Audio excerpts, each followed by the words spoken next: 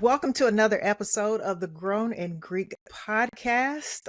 Excited for this one, but let's go over some housekeeping notes really quickly. Of course, make sure that you please like, share, comment, and do that on all podcast platforms. And of course, subscribe on YouTube. We are almost there to the point where we are at 1,000 followers, so I'm really excited about that. A great milestone is about to be reached, and all because of you. So keep doing that, and we'll keep trying to produce great content for you. So this episode's guest is a friend. I love him very, very dearly. We're gonna get into that, but I'm gonna try not to try not to talk too much about that because we got a lot to talk about as far as him and his accomplishments. But he is an HBCU graduate of Stillman College. He holds a master's degree also in business. He's a PR guru, workforce development professional, a nonprofit and community builder with a deep commitment to serving others. He is a brother of the first fam, Alpha Phi Alpha Fraternity Incorporated, and a person that you must have on your team if you want to be a winner. We'll talk about that a little bit more. He is also the CEO of Ervin PR LLC, and he has helped 5 political candidates win seats. He's also the CEO of Paragon Purpose People Foundation. It's a nonprofit dedicated to assisting individuals who may have barriers to entering the workforce. And as I mentioned before, he is a workforce development professional, and he is the first of his in his role with the Birmingham Waterworks. We'll talk about that too. But please welcome to the Grown and Greek podcast, Jeremy, aka Jay Erv. Ervin, what's good? Absolutely good. Hey, I'm happy to be here. I'm so excited for this opportunity to talk about all things that we have going on. So I definitely want to shout you out for the great work that you're doing in the community and making sure that our Greek voices are heard in the work that we're continuing to do. Because all 9 of us, this is what we're here to do, and that is to uplift the community. So I want to give you your flowers, for allowing me to come on and talk about a little of me. So I'm excited about being here. Well, thank you. Let me say thank you for that. Because it's important. But speaking of amplifying voices and doing the work to make sure that representation is there, to make sure that good people are in positions that will do the work with diligence, but also do the work with purpose and integrity.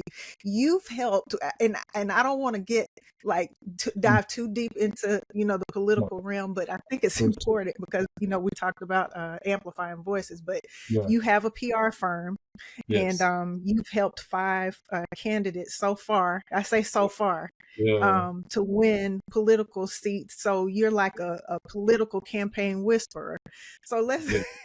let's Yeah. talk about that and why how did you find your voice Okay. in the PR sector, and Okay. then turn that into helping others find their voices so that they can boost to positions like you've been able to do?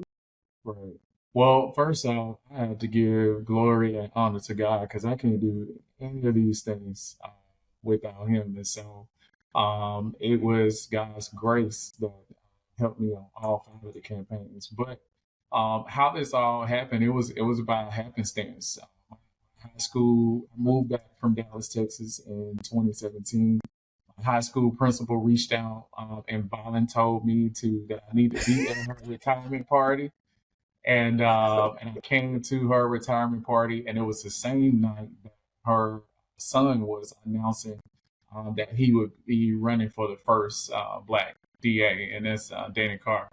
And so voluntold. So I was voluntold to be a part of the campaign, but I was not sure in what capacity because how could you say no if you know Regina Carr Hope?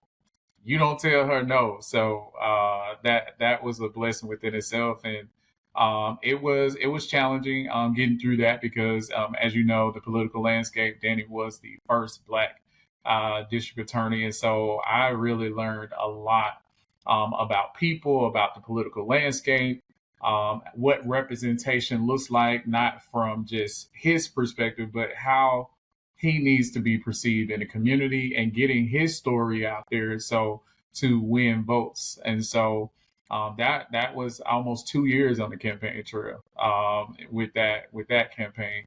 And then we just go. It just carried on to the next race, which was Ruby Davis, who's a high school friend of mine, childhood friend of mine, who told me that she was running for office. And I always say, hey, before I say yes to anything, I was like, let me pray about it. Give me 48 hours. Let me fast and see what God says. And sure enough, I got the word back. And I called her and I said, let's do it. God is giving me the go. So let's go. And so that campaign was ran. Part of it was during COVID.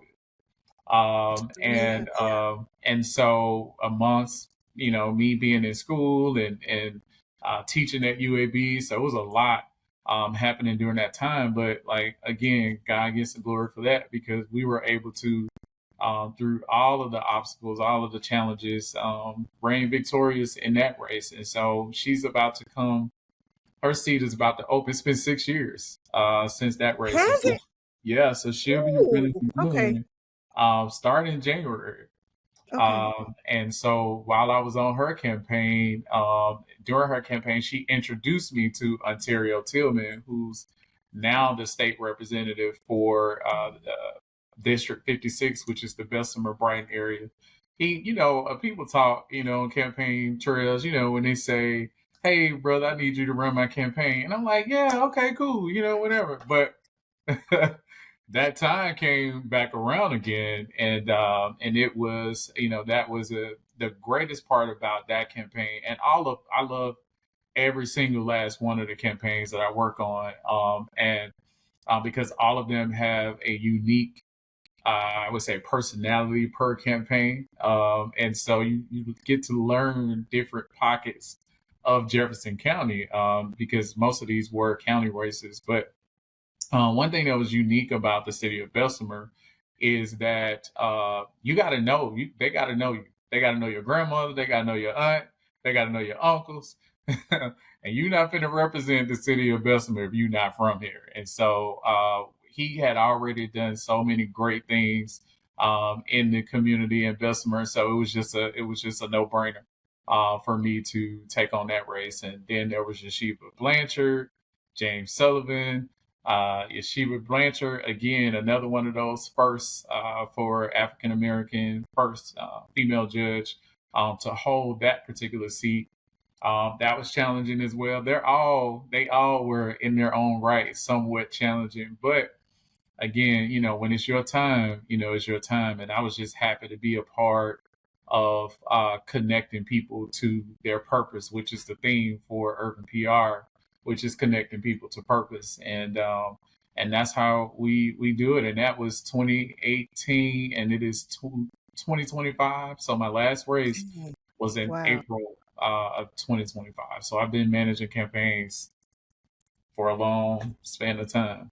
I see. And members of the D9 too. So All of them. you, And that, you listen, from from that from that that Yeshiva, that who's a wave is in there, boy. look, Yeshiva, who's an AKA. Somebody just brought this to my attention 2 days ago. I never thought about it. Yeshiva's an Mm-hmm. AKA. Ruby's a Delta. Mm-hmm. James Sullivan is a Omega. Ontario Tillman is a Sigma. So yeah, and that I never thought about it like that. And of course, the And first banner, Danny is we the gotta is lead the Kappa. people to the light. Hey, you They you you have me you you aboard. paved the way for them all. So we're gonna put it that way. You paved the way for it all. But no, like to me, not only is it great that they won their seats and you were um the brains or whatever behind it, but they are representing the Divine Nine, Very and well. um, Very that well. They're strength still on the in campaign trail. yeah, and they're sprinkled all over. So the impact not only, goes for, service and the fact that, we're servants first, but also, people that can affect change and policy and, things like that, so that, the next generation, not, current generation, but the next generation can reap the benefits of the good work and, working for the people and everything. So, I think that that is just, absolutely amazing. And kudos to you for, having the vision to help, continue the work that the Divine Nine, vows to do or whatever. So, I believe, yeah, I'm a strong believer that in this current political landscape that we're in, representation now hmm ever matters. And so hmm making sure that we have people who look like us, who look out for us, who believe what we believe, who stand up for us no matter what they're faced against to do what's right. Um, this was my little piece to give back to the community, and I'm so proud of the work that we have been able to do, and they're still continuing to do the work. If you look at all of their social medias individually, yeah, you can see all of them are still in the community, and so yeah. glory to God for that. And they're wonderful, wonderful people. So, that's a testament to who you align yourself with too.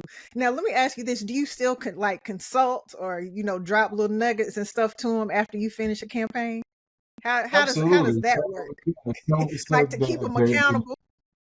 right. So the crazy part about that is that we once you have like, because remember, as a campaign manager, you go to dinners with these people, you go to church with them, you go to their family events, like, so you become a part of their family unit, because it's like, okay, and I always say this to the husbands of candidates, hey, I'm gonna be in y'all marriage for a little while, so it's, make room for me, because there are certain things that I need to prepare you all for as a unit, and likewise, for the wives that have their husbands to run for office. It's a conversation that you have to have with that unit to get them to understand, hey, there's some things that you won't be able to do on the campaign trail, because image is everything, aesthetics is Mhm. everything, and we want to make sure that the people see the best side of you. And so it's not personal,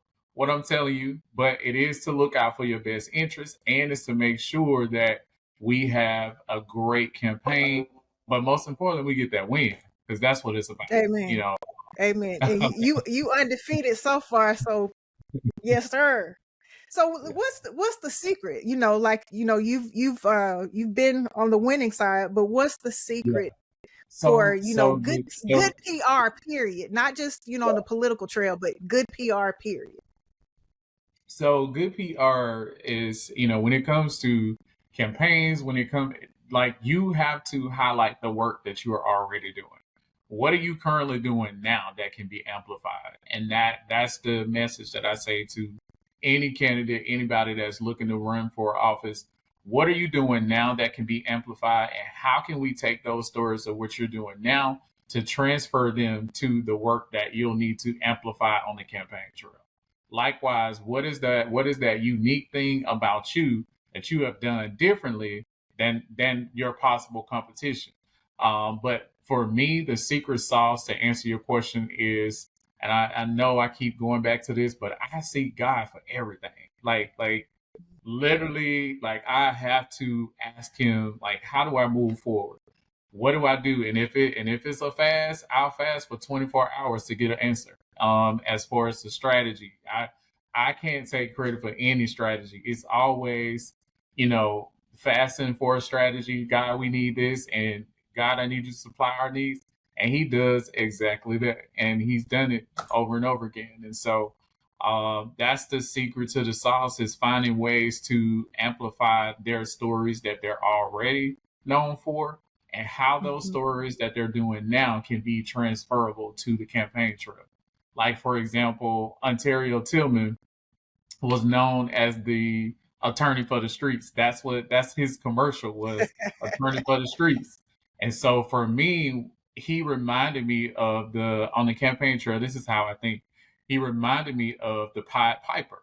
The Pied Piper would find ways to give to the poor, and it wasn't about like him being known for what he does. It was just the people just knew that he was going to give his all to the community. If he had a shirt, he was going to take it off. And there were so many things that Ontario Tillman did on the camp before he got in office. I was like, oh, we need to tell these stories. People need to know. Mhm. And he's so humble. Ontario Tillman is one of the most humble people that I know and the most selfless people that I know. And to get those stories out there, like there were so many stories on the campaign trail where people were saying, oh, he did this for me, he did that for me, and he did this for my family. And that's the theme for every candidate that I have managed. All of their on the campaign trails, this is when the true stories come out of the true essence of who these people are at their core. So it is my job as your campaign manager to help tell those stories and amplify that this is the right person for the job. And this is the secret sauce is finding what's unique about them, what they've already done, and amplifying those stories. Now you've turned your expertise into a class Oh to yeah. be able to teach others, and I know that it goes, far beyond politics. It's to Hmm. help people to understand what public relations entails, and tell those good stories and know how to do it Yeah. strategically and everything. Can you talk a little bit about The that class. inspiration and then the Yeah. class itself? So we will be myself along with my media guy who has been with me on every campaign. He will be working with me.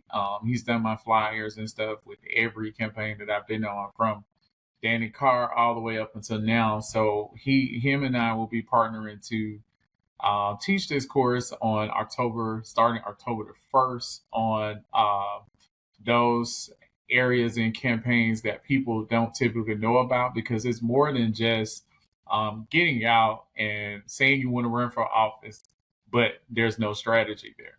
And so I'm going to basically give people the secret to the sauce, in that class. And as a result of the people that take that class, and this class is for um, political candidates, hopefuls, people who want to manage a political campaign, those who just who are thinking about running a campaign. Because another thing, what I've noticed is when you want to run for office, people run at the last minute.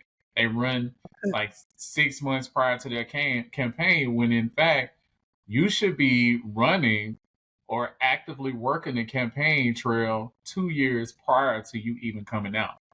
Mm, And that is visiting neighborhood meetings, whatever population of people that's going to impact your voting sectors. You need to be out on the campaign trail yesterday, and mm, not waiting until you fill out the paperwork. You need to go ahead and be doing the work so that when it's time to fill out the paperwork, the foundation has already been laid. People are already knowing about you. And so that's what this class does, is it gets ahead of the curve of those who are political hopefuls, to teach them everything that I know about campaigns. And I'm also going to bring in some other experts who, because as you know, Birmingham is small. The political scene here in Birmingham is extremely small. Also, the campaign managers is small here in the city, so all of us know each other too. And so we've had to compete against each other. There was once a time where I had a big campaign manager to call me to concede. But those things happen, but we all work together. And so I'm looking forward to them coming in and helping out and pouring into that class. It's a 4-week class, which is going to be October 1st, ending and wrapping up on October 22nd, from 6 to 8 weekly. And to register for that class is on Eventbrite. It's called So You Want to Run for Office. So they can either search, so you want to run for office, it'll come up immediately, and they can register for that class. That's awesome, and it's definitely needed, because politics can be real messy and cutthroat, and you see you see some sides of folks, you be like, huh, Yeah, I didn't think that would, huh, huh. yeah, yeah. It kind of leaves you a little speechless. Now, Hmm. professionally, every day you drive workforce development, and you Right. help people to find their greatest gifts, and Yes. how to Yes. uh, strive for success. Yes. And in the capacity that you work, you are in a first in your role, but In you our have 20 years of experience, there you go. 20 years of experience doing Yes. workforce development. Yes. So let's talk about that. What's like, I guess, a few of the biggest barriers and stuff that you've seen that's Hmm. like holding folks back from really reaching Yeah. their success level, and how do you speak to that? Yeah. That's a great question. So somebody asked me last night. I've always known what my purpose is. I've always Mm, known that I was put on this earth to connect people to purpose. That's the theme for Ervin PR, is connecting people to purpose. And I've always been in roles where I've the advocate for people, the advocate, or creating the strategy. And so when I got my MBA, HR just made sense. And so I've always wanted to help people. And workforce development is about identifying resources that people aren't necessarily using, they don't know about, and making sure that they are prepared by offering training, making sure that that you're having real conversations with people to get them to these resources as quickly as possible to allow the trajectory of their lives to change. And so, with the political front, leaving that, making sure to put people in place that care about people. And so you have to have a heart for people in workforce development. It is a thankless job. No, it does not pay a lot of money. However, the when I leave this earth, I tell people I want to be a prune. I don't want nothing left. Like, take it all, because that's what we're here to do, is to be of service to other people, and that's all I want to do. But how I got into this role, obviously, I've done everything in human resources, from payroll to budget to recruiting, hiring, employee relations. I've done everything except for benefits, because I just never wanted to touch that. But when workforce development comes along, workforce development is making sure that you're either preparing your own employees or preparing the others outside of a company to make sure that they are workforce ready.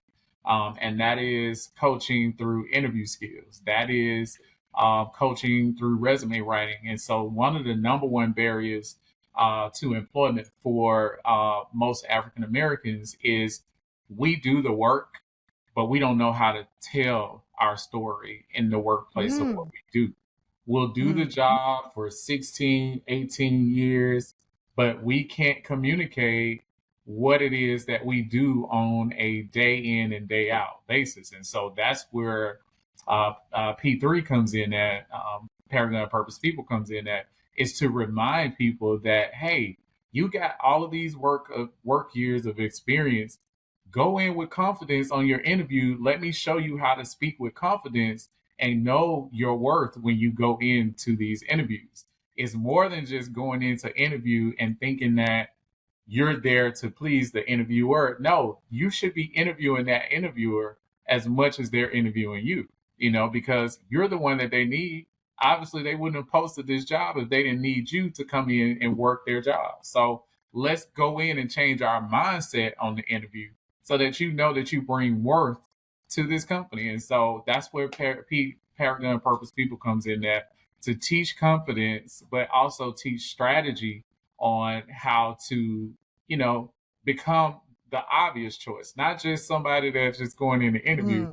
but we teach people how to become the obvious choice when you're going in. And we've heard so many success stories since we launched in March. Started last year, but Wow. officially Okay. launched in March. And so right now, we have a class tonight, actually. We have a class the last 2 Wednesdays of every month at the Salvation Army on Finley Avenue from 6 p.m. to 7:30 p.m. And it's a free class that we do for those who are either re-entering the workforce, just trying to figure it out, and those who just need to brush up on their interview skills. We help with that.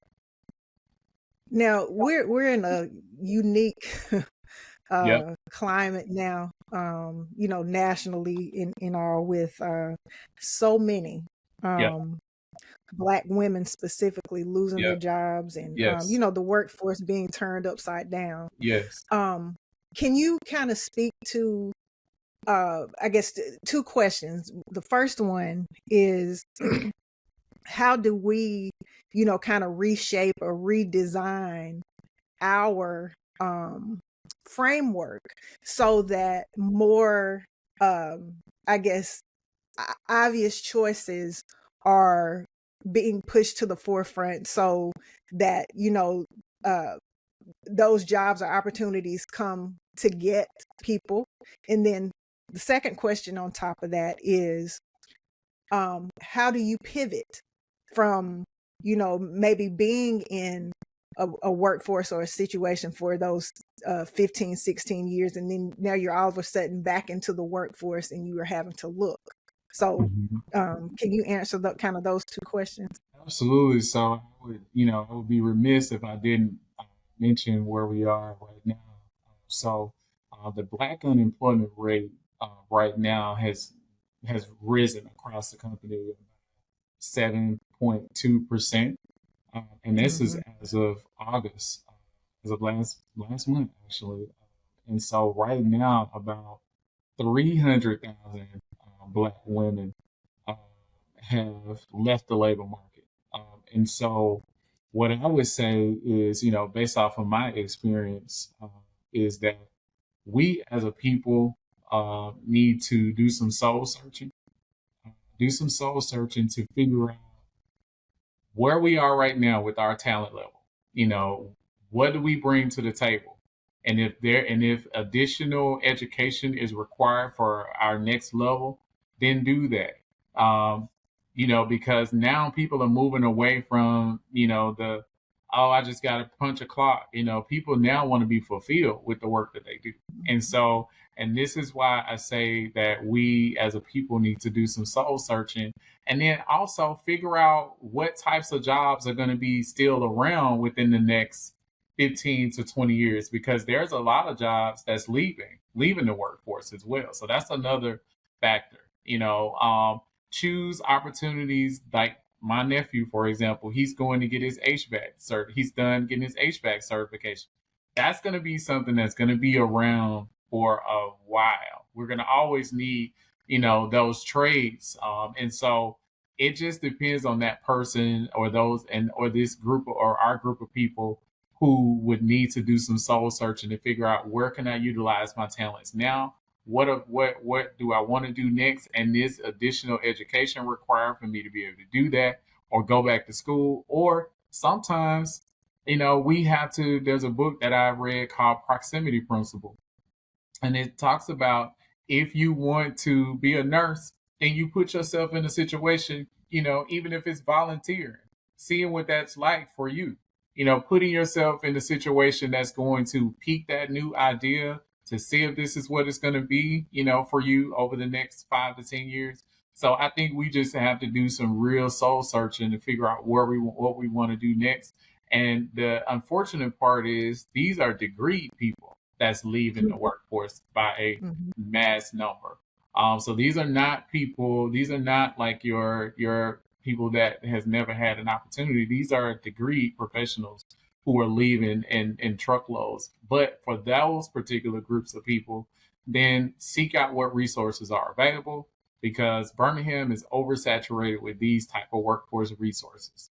And so, definitely doing that. And then for those who are re-entering or entering the workforce for the first time, seek out opportunities like the ones that I'm offering, to help you point you into the right direction. So it just depends on, us doing some soul searching to figure out what it is that we want to do next, or how do we move forward, or what's the impact of what it is that I offer. And that's what, I had to think about when God brought this idea to my head. It was for such a time as this. Now look at this organization, which is now is needed, and so I didn't think about it when he gave me this idea. But again, that's why I said do some soul searching to figure out how you can best utilize your talent at whatever point that you're in. And I'm right there with them. So Now, on a personal level, you have your hands in being an entrepreneur. You are, in the marketplace as a working professional. You are also an active member of the fraternity. yes, Lord. You show. Don't say it like that, Jay. Don't say it like that. Shout out to Omicron Lambda. Okay. I am the treasurer for Omicron Lambda. Yes, I am.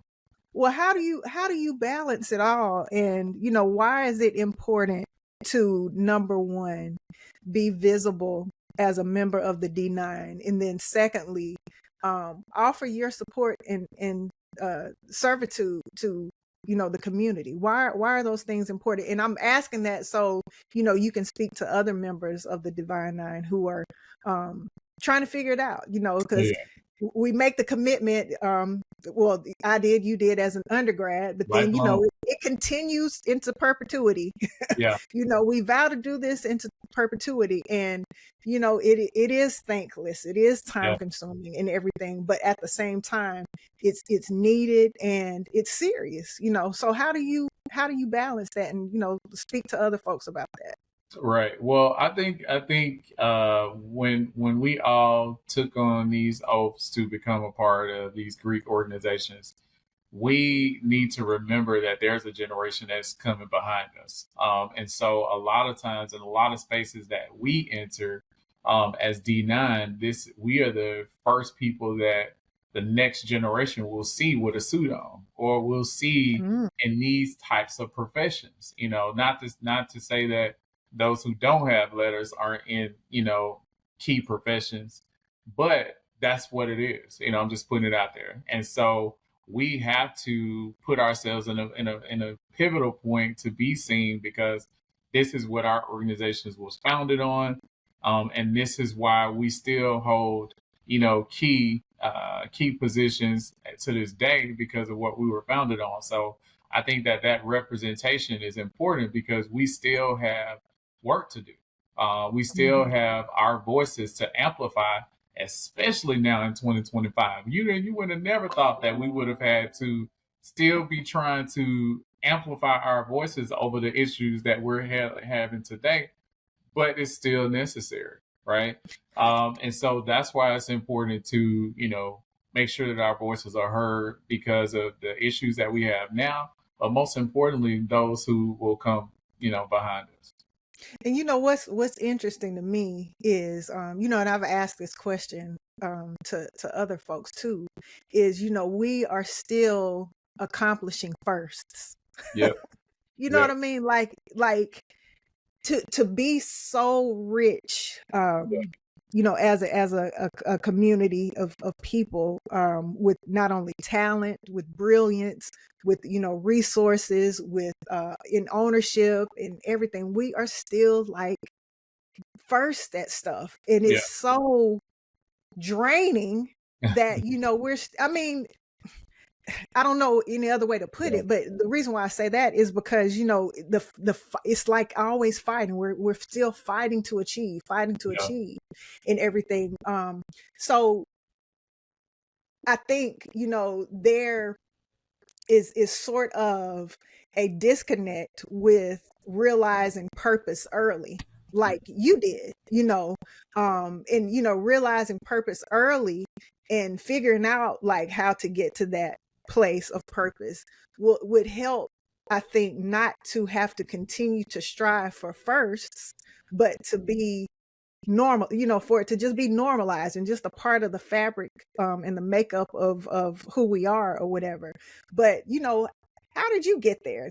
How did you like realize? And I know, God is all, God is the inspiration, but what was that aha moment for you, to say, this is it. Like, Okay. because when I see you, when I think of you, and I've said this to you before, you just calm things. Like, if Jay is there, it's gonna be all right, because I know I'm gonna win, because you embody that spirit, not only of purpose, but calmness, of, perfection, of excellence. And, just to, when you walk in and you smile or whatever, it's like, okay, this about to be it. You know what I mean? But Okay. I think it speaks to purpose that you are Yeah. walking in. So how did you get there? What was the aha moment for you? Uh, the aha moment for me, a lot of people don't know this, but when I moved back from Dallas, I had $2,000 in my pocket. I had just lost my job after 10 years, and I had to really figure out what I wanted to do next. And you know, I had to trust the fact that, at the, how I was raised. And so my mom is everything. Like she will, like her heart, I'm her heart walking around, because that's how my mom is. She just, you meet her, you'll understand where it all comes from. And so I have to give credit to her for the type of upbringing that she brought us in, which was a very spiritual background.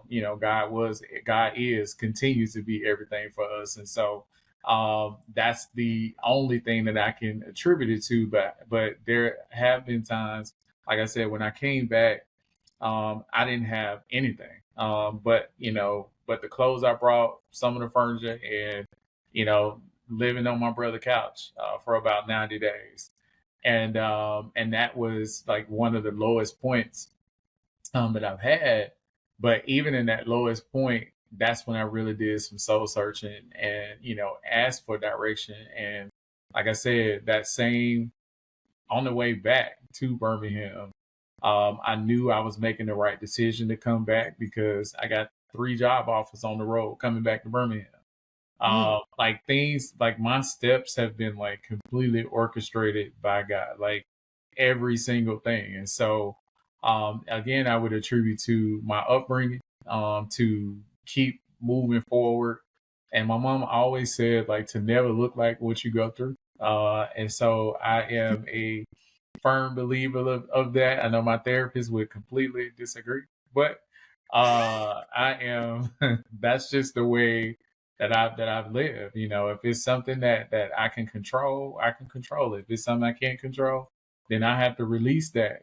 Because that's not for me to carry, and that's how I live my life. When I enter a space, I don't want to be all heavy and all of that, because I know that I'm a light. And in order to attract great things, your way, you have to exude a light. And so that's what was the, I guess, the defining moment for me, is when I lost everything and then had to start from scratch and had to go back on those basic principles that my mom taught me. And so that's what it was for me.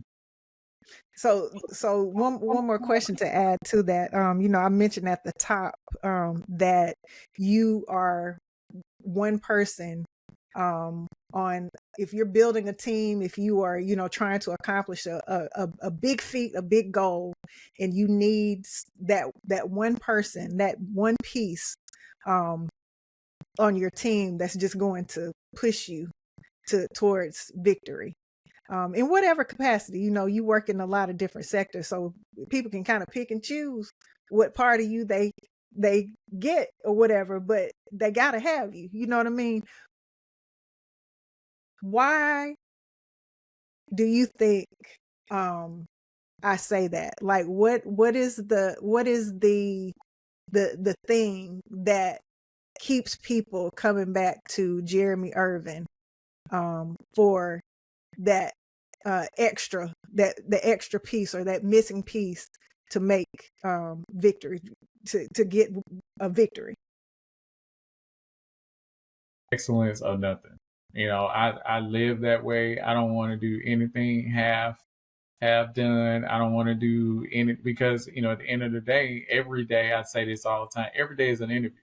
And Mm. even if that's our interactions, even that's and you're as great as your last event or your last campaign or your last podcast episode or whatever. So why not make it great the first time?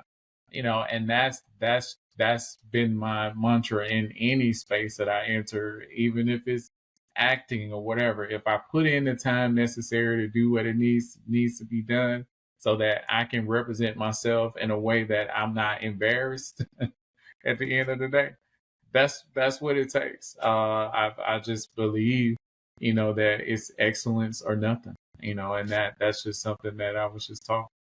That's crazy. Did you mention because I forgot to mention that too. You delve into the acting world a little bit. We've done productions together. That's crazy.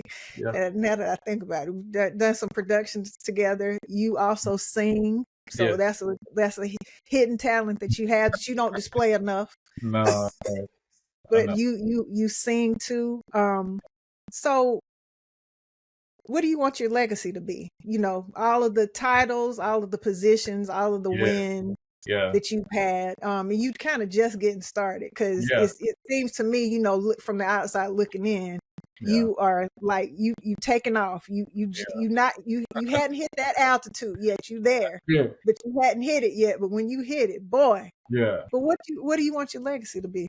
Uh, it's crazy because my pastor asked me this last night. He asked a group of us this last night. I want my legacy to be the person that was put on this earth as the person that connected people to their purpose. And that's it. What other purpose or what other legacy um, could there be than someone that assisted others to be their highest self? Whether that was managing a campaign, whether that was taking a class of professionals or getting people to get to a point where they're entering the workforce for the first time to be prepared to change the trajectories of their lives, or mentoring young men and helping these young men to, I'm gonna get emotional, but helping these young men to see beyond their current situation, to see that you don't have to be, you're a product of your environment, but it does not have to impact whatever your future goals are. And so I'm a testament of that. I'm an example of that. I live my life in that way to connect people to purpose. And that's what I want my legacy to be. That I help to connect people to purpose, and hence the Paragon Purpose People Foundation and Ervin PR, connecting people to purpose. And so that's what my life has been over these last, from 2017 up until now. That my life has all been about connecting people to purpose, and my steps being orchestrated in ways that would allow me to be in spaces to connect with people like yourself, connect with people who have the same mindset that I have.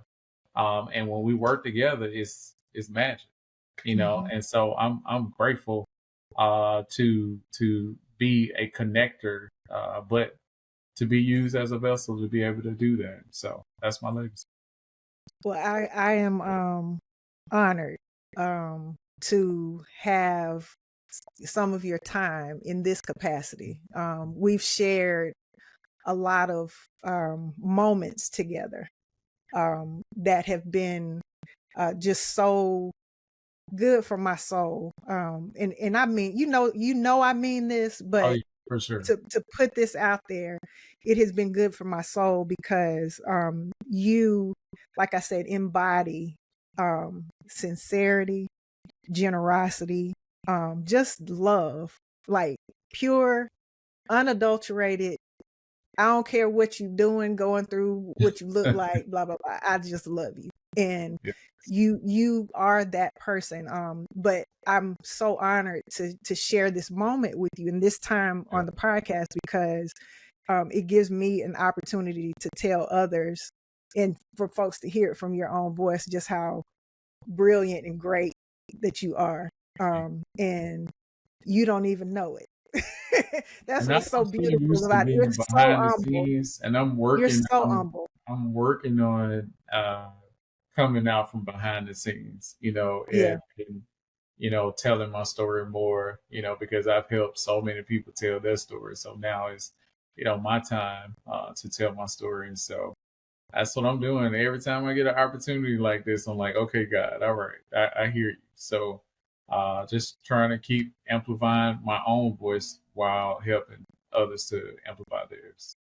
I'm happy to hear that, because I've been waiting on that, because I've been telling you that for a long time. I ain't Yeah, gonna say you listen to me, but you thank the Lord that He got through to you, because indeed, indeed. you are a beautiful person. And I thank you so much for just sharing space with me, so folks can really know how wonderful that you are. Jeremy Ervin, thank you so much. Please tell everybody how they can stay in touch, how they can reach out to you and just get you a part of their team and all of that stuff. Well, like I said, just as a reminder, we have the So You Want to Run for Office class that's going to be starting October the 1st, going into October the 2nd. You can go to Eventbrite and search So You Want to Run for Office to sign up for that class. Um, if you want to, if you're looking to re-career in your career, if you're looking to, we also offer mental health classes as well under Paragon Purpose People. So you can go to www.paragonpurposepeople.org, fill out the questionnaire, and we immediately get your information. And a member from the board, from our board, will reach out to you and get you plugged in on whatever the need was that you selected when you answered that questionnaire. Um, Want to follow me on social media? You can follow me at Ervin PR Firm on Instagram. I am Jay Erv or Jeremy Ervin.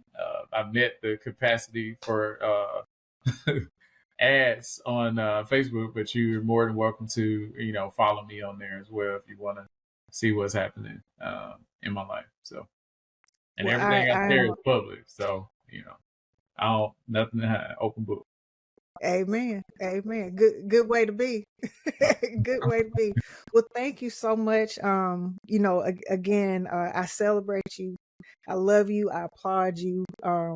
Glad you're doing this work, because I know that you are continuing to change people's lives, and it's needed, and it's glad you're carrying that torch, because we need people like you doing that kind of work. It's just going to make the world a better place. And God ultimately gets all the glory, but you Yes. get a chance to be celebrated. So thank you so much. And again, y'all, make sure that you like, share, comment, subscribe to the podcast on podcast platforms and on YouTube. And until next time, that's another episode of the Grown and Greek podcast. Thank you for joining us. All right. Thank you for having me. Love you so much.